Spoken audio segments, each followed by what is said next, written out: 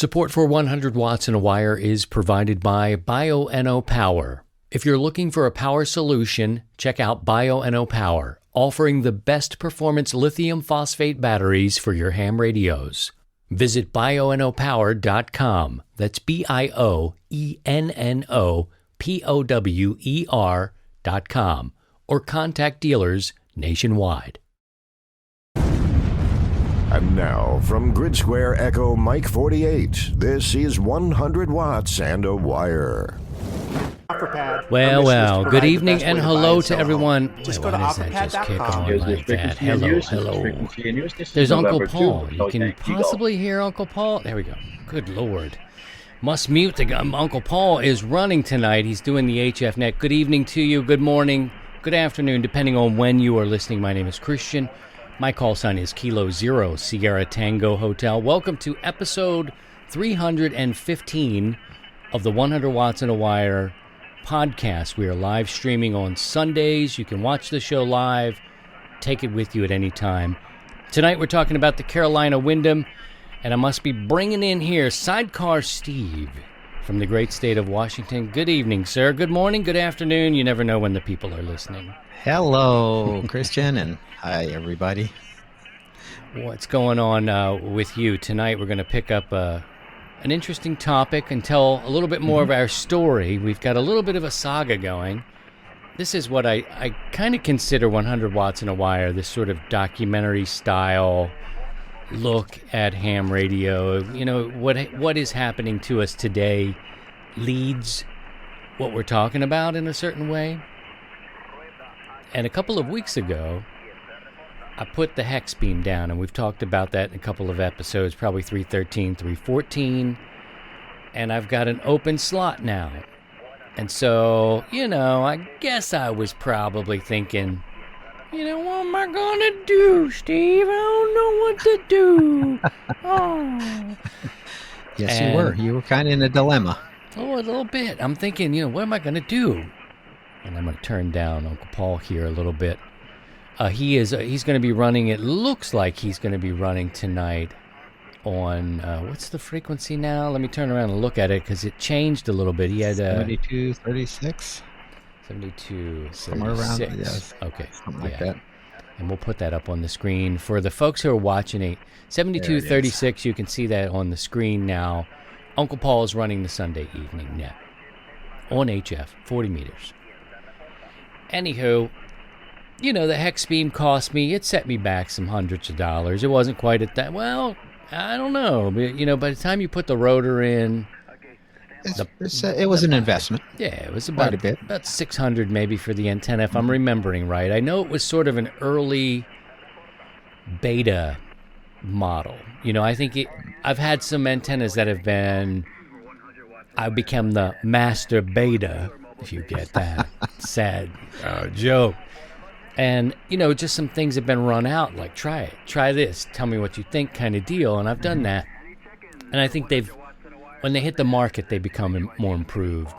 But anyway, I remember probably paying $6 for the thing, and there's probably another 4 or 3 something for the rotor. You get the so you're in it maybe $1,000. And the mast and everything else, and the tilt thing and all this, and the time and the.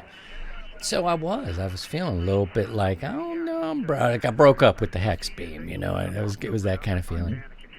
But it opened up a slot, and Steve, who is probably the most optimistic man in ham radio, was like, and he reaches down and here's your next antenna. Literally go back to like episode 313 or whatever it was, and he pulls up this Carolina Windom, and I'm like, ooh, what's that?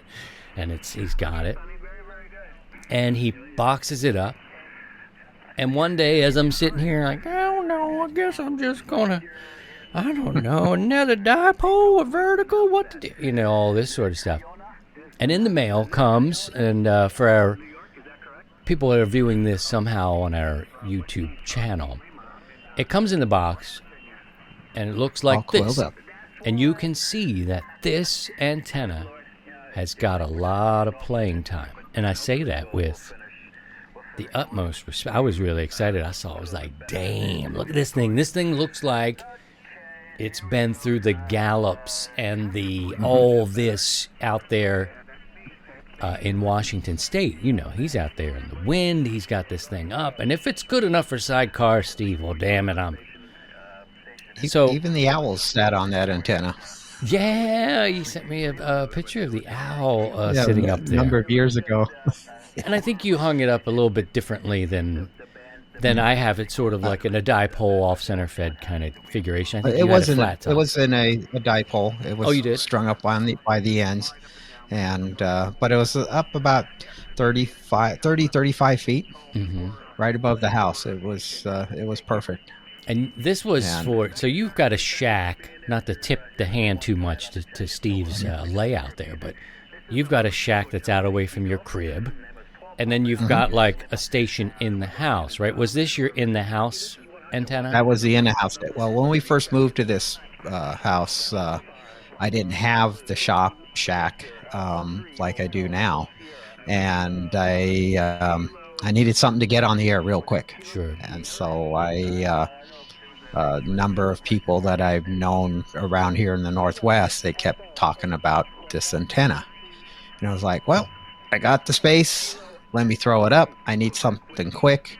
And it was up for 8, 9 years, 10 years. It was up, and I used it in the house shack. And then when I built the shop and the current layout that we have here behind me, and it stayed there. And then I just had to. I know this is first world problems. I had 2 stations, one in the house and one out here in the shop. And so I eventually took the radios out of the house and brought them out here. And then the antenna stayed up for another year or so. And then I finally brought it down and then coiled it up. And then when you had the gave the Dear John letter to the Hex, or Dear Hex letter, then it was like, I got an antenna for you, because it was a very successful antenna for what it is. I was skeptical in the beginning, but I was very impressed for what it could do and for what it is.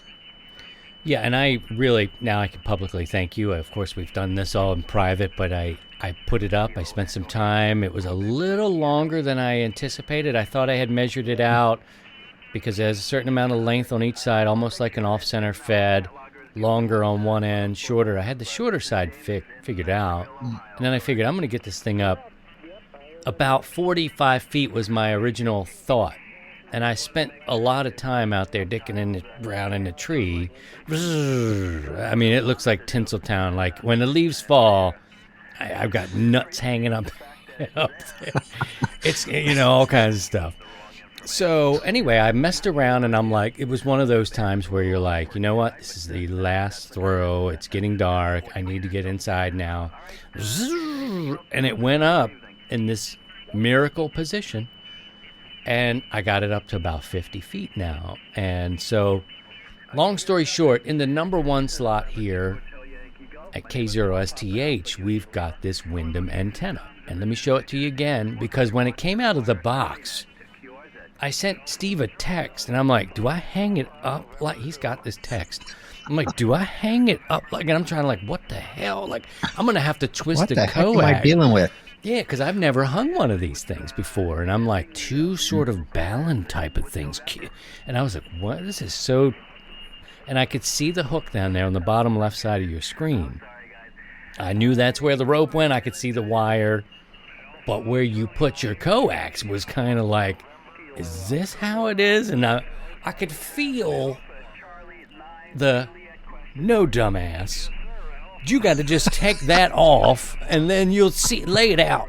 No, it didn't come across like that. But I looked at it, and I was like, "This is curious because it's a new look." Yeah. Once you opened it up and laid it out, then it made perfect sense. I don't understand it, but I did hang it the right way, and I could see what happened, and it saved me. Geez, I don't know, 15. You would know these measurements, but I don't know that between those 2 pieces. Again, for the people watching this. those two separate by maybe 15 feet, I'm guessing, and it saved me that much. You see that sort of gray cable there. It's 22 feet. 22 feet. There you go. And I'm like, wow, I actually have, because I was worried with the actual height that I could get it, that I was going to maybe be pulling my coax so snug, because the hex beam didn't need all that coax. It was up roughly 25 feet, whatever. But it turns out like that actually saved me quite a bit of distance. So I have plenty. So what I want to do, I want to show a couple of pictures. Hello to the people who have come by. I see Todd there. Pastor Joe is here tonight. Good to see Don and Mark, Marty, our friends from around the way. Hello to Wes and the other Thanks, John. everybody, for being DJ. here. Good to have you guys here. Thanks for coming by. Appreciate you. Here we go.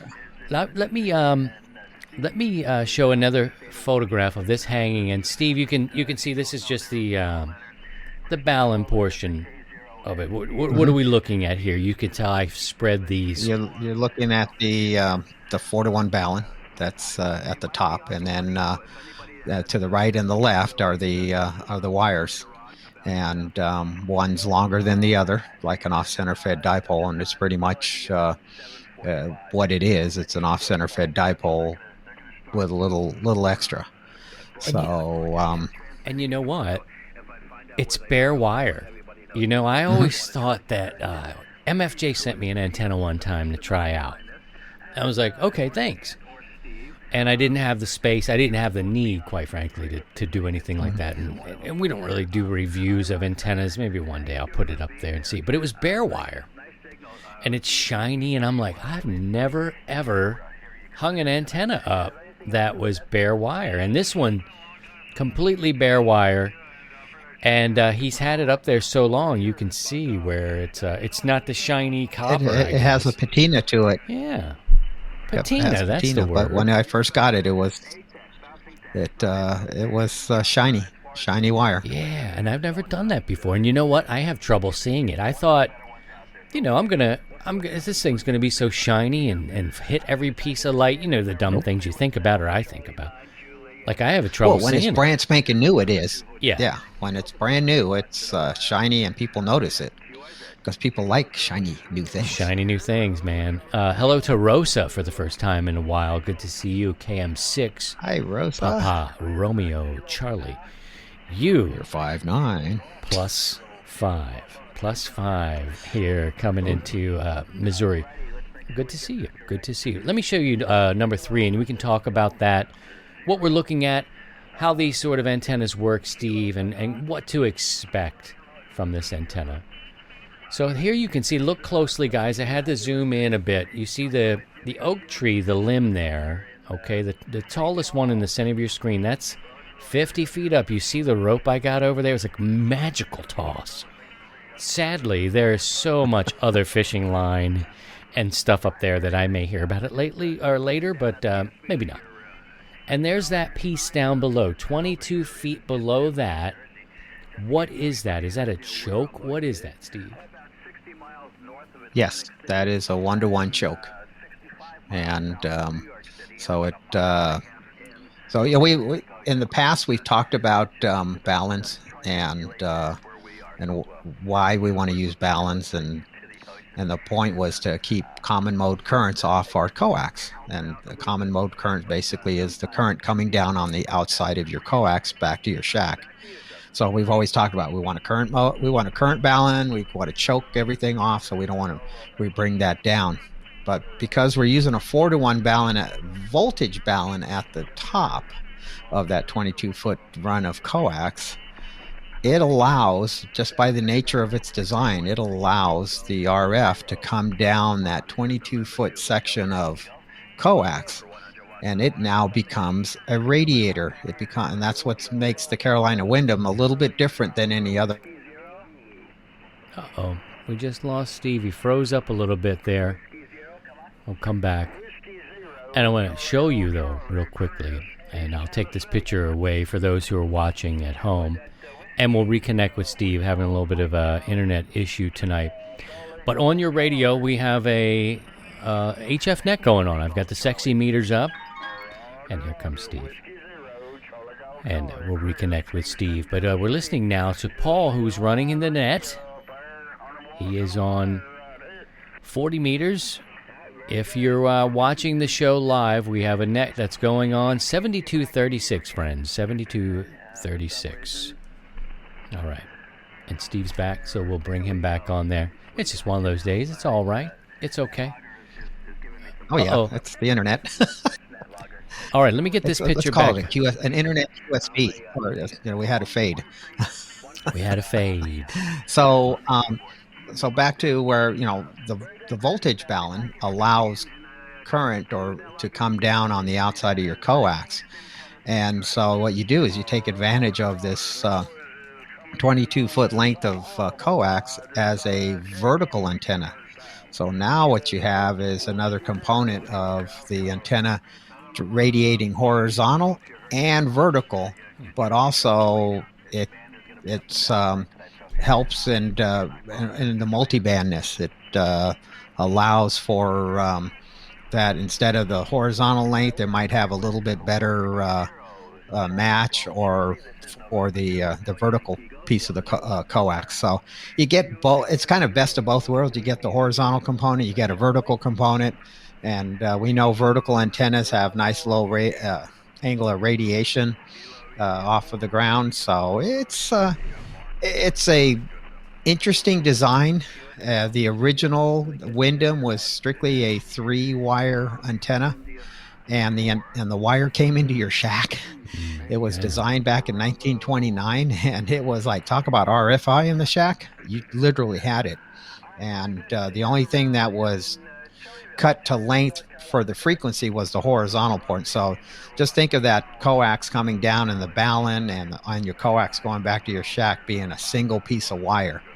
And so when the Carolina Windom came into play, I don't know. I haven't researched that much. It just, I know it's been around a while, and a lot of folks have really good success with it. I've had it.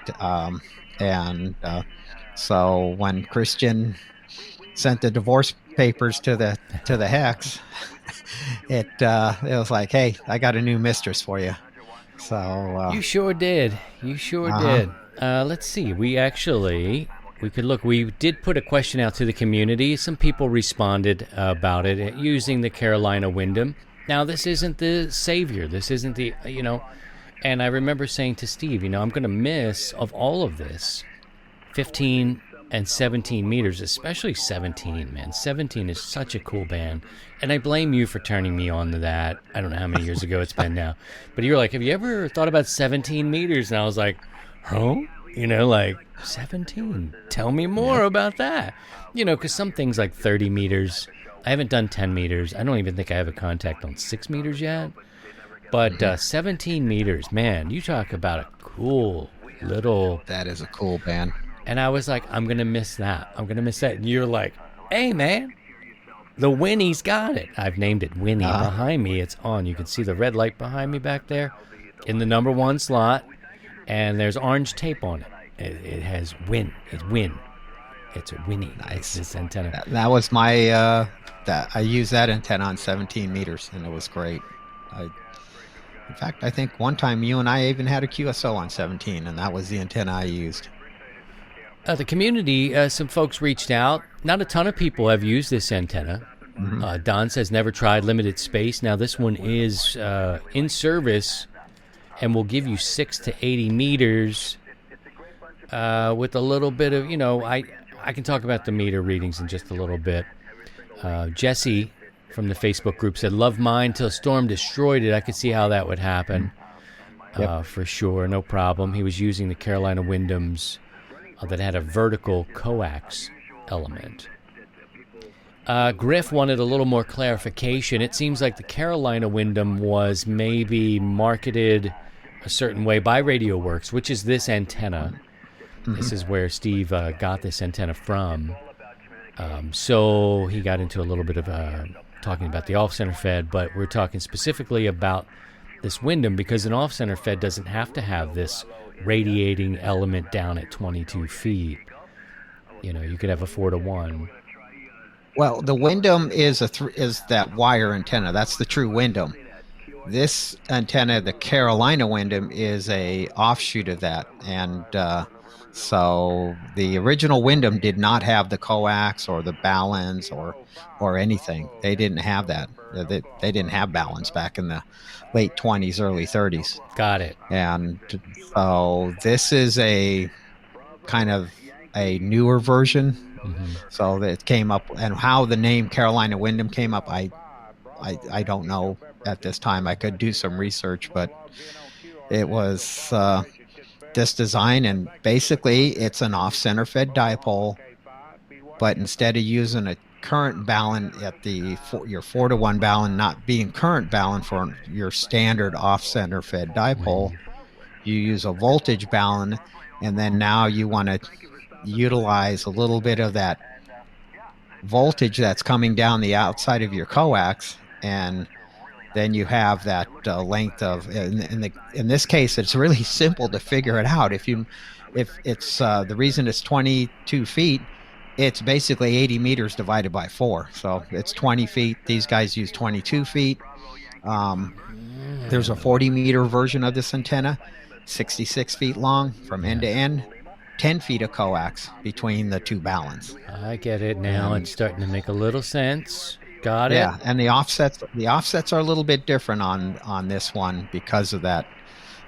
So instead of like a 2080 offset or 36 whatever, and this one's like 62% and 38.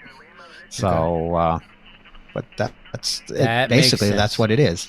That makes sense. So kind of a redesign of the old original off-center fed, the old Windom.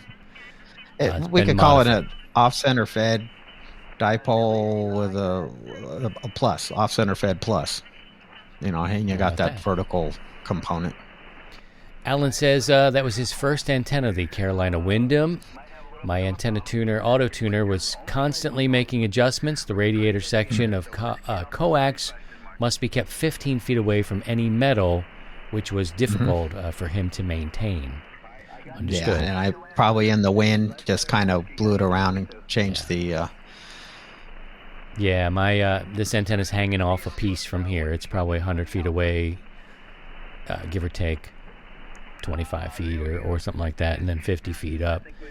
RE says, I've been using a home-built clone of the Radio Works 40 to 15 Carolina Windom, and over the past 6 years, I've made over 3,000 contacts in over 70 countries and all 7 continents. Look at that. Continents. Using 100 watts, single sideband. There you go. There you go. Very nice. Philip, there. So we're listening to this antenna now. You can see we're listening. This antenna is listening to Paul. Paul's roughly 10 over right now, coming into Missouri. Yeah. And just to let you guys know, we're doing something different tonight. After the show, we'll wrap this show up in a little bit, and this show goes out to the podcast side. And we're going to do something different tonight called the post-show air check. The post-show air check, we're going to put this antenna on the air. Steve and I will probably hop on 20 meters and take calls in a very casual way. We'll open up a net logger, though, let the people know. But after the show, we'll do an air check. And the contacts I make tonight will be on this Carolina Windom that we're talking about. So stick around for that. Although this will end, if you subscribe and click the notification bell, you'll see that the second stream is going to be happening, and you'll see that they're on the 100 Watts and Wire YouTube channel. Philip says, absolutely love my 10 through 80 Windom and its 22-foot vertical radiator. I've talked all over the world on 100 watts at the height of the last sunspot cycle, at the low of the cycle, ALS 600 amp. Let me talk to most anyone I could hear.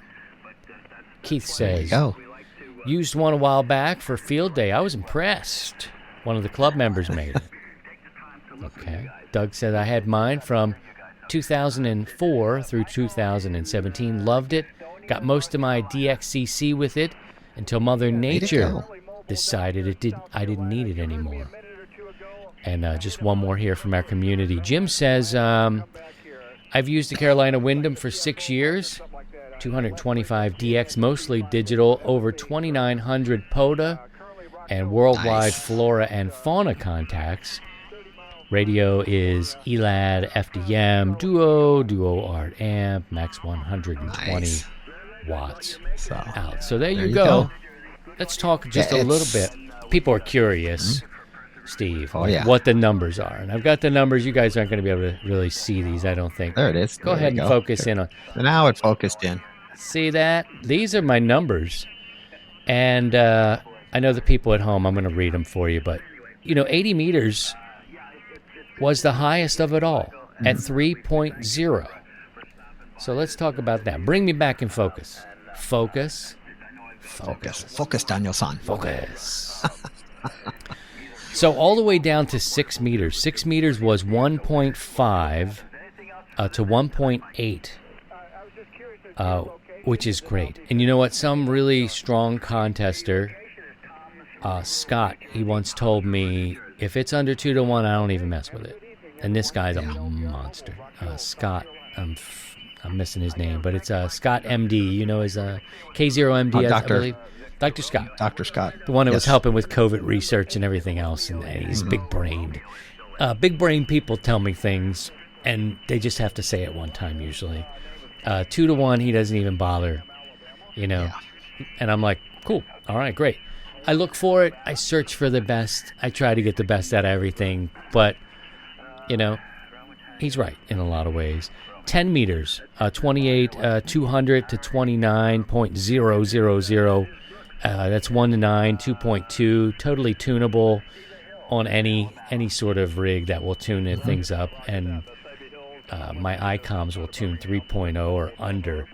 So the point being, this antenna will tune anywhere I want it to, from 6 meters to 80 meters. 80 meters being the highest. At the high end of 80 meters is 3.0. You can't really ask for more than that. You know what I mean? Like, this is kind of crazy. Usually you've got something that's out of whack. But these are my numbers. 40 on 40 meters at 7.0 is 1.6 to 2.3. It's a little outside, what you'd want on a mono band, but hey. Your tuner takes care of that. Right away. It's so quick. Okay, and let's talk about 17.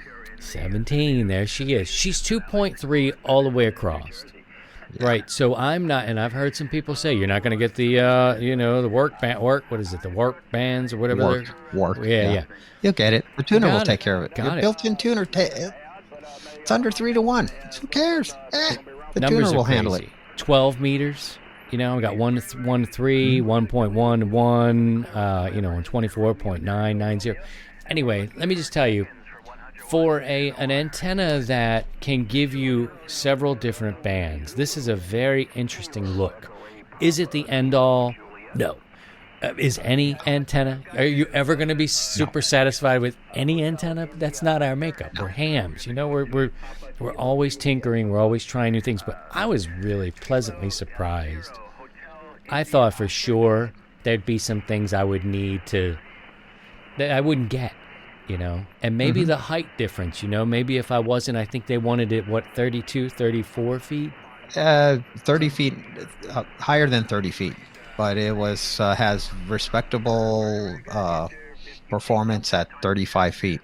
And that's, and the higher you get it, the better. I mean, obviously. Yeah, but as far as we always talking about what antenna can I put up and get, work all the various bands. We have the G5RV, that's been around forever.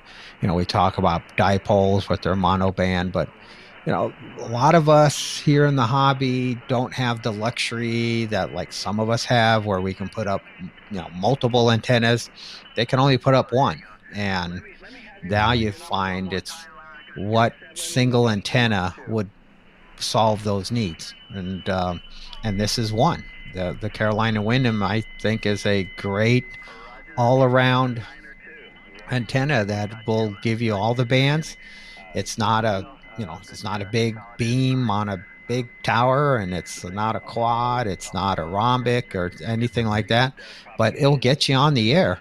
And if you're going to go out into the parks or a field day, as one talked about, here you go. It's just one and done. And so it's something to think about. Yeah. So, don't overlook it. Yeah, it's a different design, and it's has 2 balance on there. It's a little bulkier than, say, like a G5 RV or an off or your standard off-center fed dipole, but it has some pluses. It has its pluses, and then there's some minuses just by the design and the physical layout of it. But overall, I think it's a great antenna, and I'm glad I was able to share it with you, and and you can use it, and hopefully we can make some more. And now that I kind of cracked the code when I was doing the research on balance a number of months ago,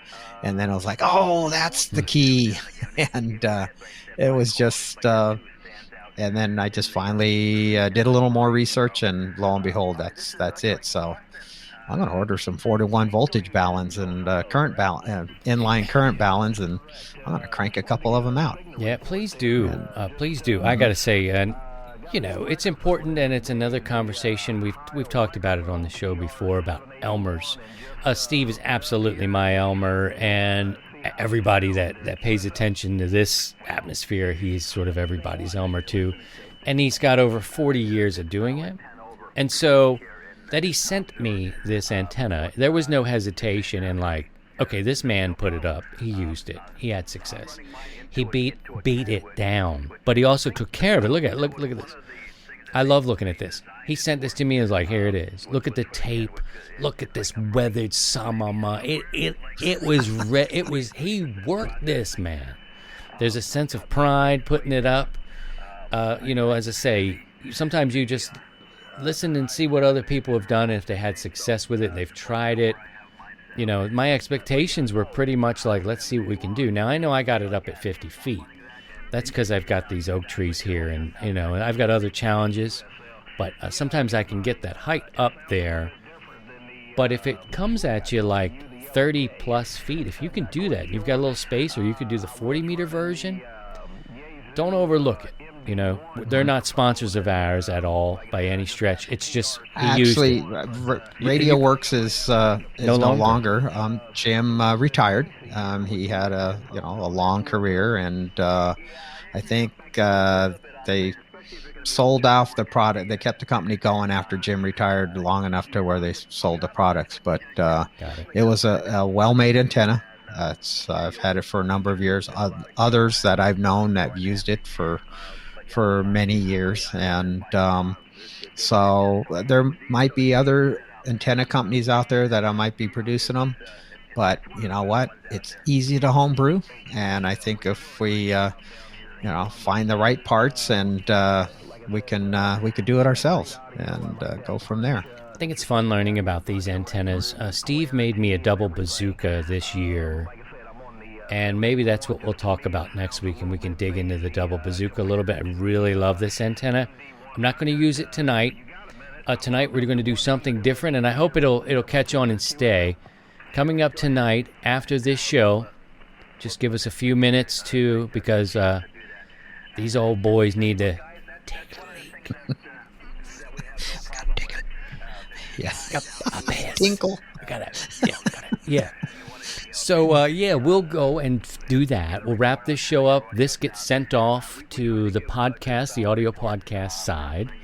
And then what we'll do is I will start a second stream tonight called the Post-Show Air Check. All of you who are here tonight, we will go and find a nice warm spot on 20 meters, at least to start. And the contacts that I make tonight will be with this antenna. It'll be with the Windom, and we'll get to see how that goes. So the easiest way to figure out what we're doing is probably subscribe to the YouTube channel. Come here on Sundays. And go look on... Yeah. Go ahead. And we can also we'll be up on NetLogger, so just look for us. So I'll list it as 100 watts and a wire air check. Couple comments coming in tonight. Thank you guys for coming by. Appreciate it. And we'll take and put the camera as we have to on Uncle Paul. He's got a contract. He's very strict. He counts the minutes that his face is on the screen. But while we look and listen, I just want to say hello to a few people there. Jeff is here. Don't forget you can visit us on Discord now, too. It's a very small and intimate group here. I really like the audio aspect of it. I can actually take callers on nights like this.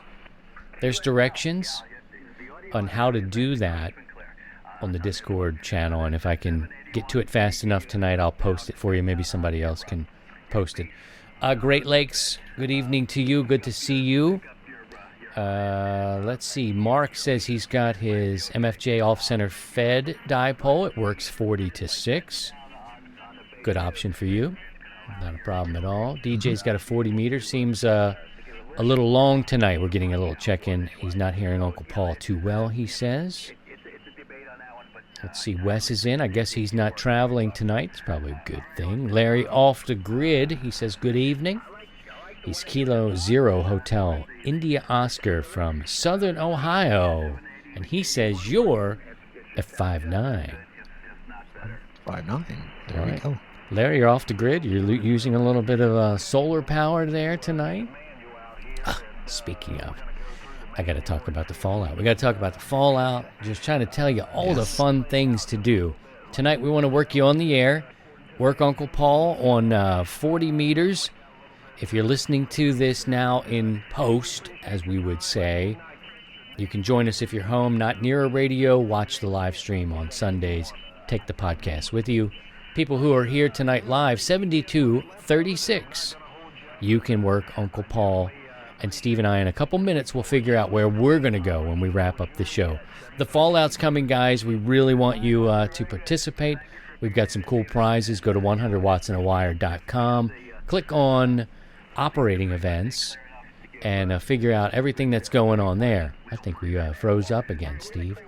Steve has frozen up again, but it's frozen up with a smile.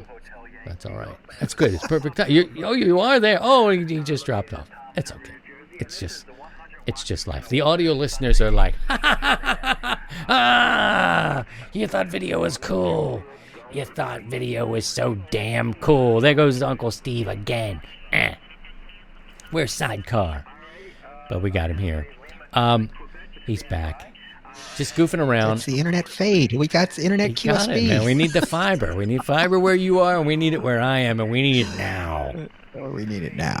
Now. You're 5'9". The fallout is October 8th through the 10th. I would love it if you would join us. Again, go to the website. Look at the prizes. It's not a contest, but it is an operating event. It really is the year's best excuse, Steve, to get on the air and just put it on your calendar. Sometimes putting it on your calendar can help make it happen, whatever it is. Making love, making a stew, I don't know. Make some contacts October 8th through the 10th. Put it on your calendar. Get 25 contacts or more. Then you can submit your totals and possibly win one of those prizes. We've got antennas. We've got a solar panel from Power Film Solar, who's been very generous with us. NO Power is going to give away a battery and a charger. So if you're a portable type of person, you already got the antenna. All you need is the radio. So check it out, October 8th through the 10th. I'll be working from the old wooden shed. If it's not too cold, maybe Steve and I will do a stream where we do like what we're getting ready to do here in a few minutes and make some contacts with people. We had a really good time during the tune-up in the spring. Yeah. Might have Paul, to do the same setup again. Paul, this is funny. We were trying to work fallout stations. And I'm on 100 watts. Steve's out portable on 100 watts outside in his garage or his shop. And Paul's where you see him now, dropping 1,200 watts on people. And here I am. I'm trying to call a station that's running fallout. Steve's trying to call him. We were having fun, right? Laughing our what off.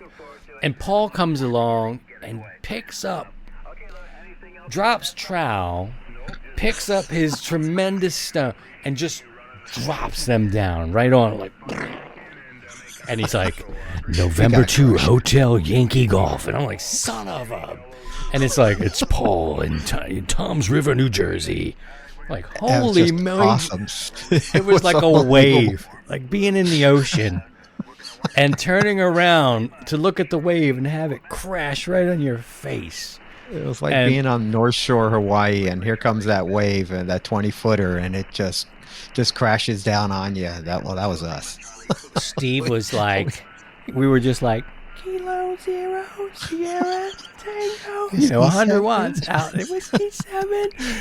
November 2, Hotel Yankee Golf. And like, boy, and he works the station and he takes off. Like, what kind of person? It was hysterical. I mean, the true big gun. It was like, wow. Yeah. I got schooled. I don't want to see Paul in person ever. I just want to have the image knowing that his fortitude needs to be lifted in a 5-pound paint bucket, because that's what it felt like on that day. Okay, well, I got a lot of problems, and you know this. Special thing tonight we're going to sign off here and come back in a couple of minutes and work some people on the air. 100 Watts in a Wire is dedicated to doing radio. You see it happening here tonight. Paul is running right there, getting a good laugh. He doesn't hear this stuff, and I doubt he goes back. Thank goodness. I really don't want him to hear this, because if I'm called into like Uncle Paul's office, it'll be like, oh no. Hey, I heard you were talking about my balls. I'm going to need you to stop talking about my balls. Okay? Okay, Paul. Well, but I have to describe that. I don't want you no longer talking about my... So, there you have it. Love, Paul. Just get over it. It's done with love. I feel like I really know you, Paul. Good God. Oh, my God. Tonight, contacts will be made on the Windom up at 50 feet. I hope I can hear you. The ends are pointed to the northeast and southwest, so I should be able to hear Steve. We'll still try to run the power tonight. Thinking about 20 meters. I don't know. We'll look around in this short, brief turnover here. But please go look for this on the 100 Watts in a Wire YouTube channel. It'll look like this, and we'll be starting that stream in just a couple of minutes. And for now, you can also go work Paul. He's still working. And if you're a friend listening online, wherever you may listen on the podcast, because many I know still do that, take it with them. If you're ever in a hotel, or you're traveling, you're on vacation, you can follow along on the air and in the stream with us anytime. So we're covering both bases, but we are doing ham radio tonight, and you can work me and Sidecar Steve coming up in just a few minutes. What did we miss? Did we miss anything? We got Paul's face in there. Look, he's looking at the screen, so it's gonna. Yes. They've talked about my junk, and everything's going great. Everything's great. We'll know if he listens. The only thing we missed is join us on the Discord group. And Discord, that's right. Yeah, it's a very active group, and come and join us in the Discord group. Yep, love to have you there. All right, take care of yourselves. Look after each other if you can, and by all means, if you can, please try and stay above the noise. The post-show air check happens next. Stand by. 7-3, guys. 7-3, everyone. To join the 100 Watts in a Wire community, visit 100wattsinawire.com.